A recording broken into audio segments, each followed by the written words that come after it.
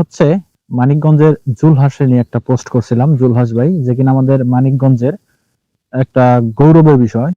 সে কয়েকটা picture post করছিলাম, সেখানে অনেক ভাই কমেন্ট করছে যে প্লেন অনেক আগেই বানাইছে, অনেক অনেক আগেই বানাইছে, মানুষে অনেক আগেই এটা হইছে। ভাই হইছে ঠিক আছে, বাট এরকম প্রতিভা আসলে কয়জনের মধ্যে থাকে?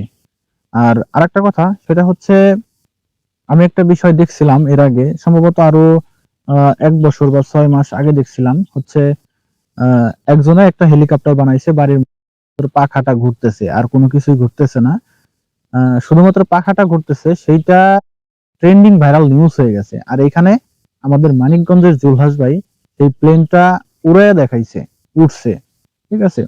তো এই ভিডিওটা দেখতেই পারতেছে।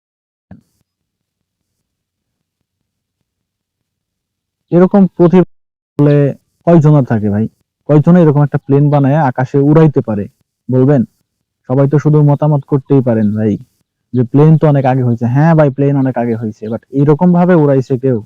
এরকম ভাবে একটা মানুষ প্লেন নিয়ে আইসা উড়াইয়া দেখাইছে? তো মনে হয় না।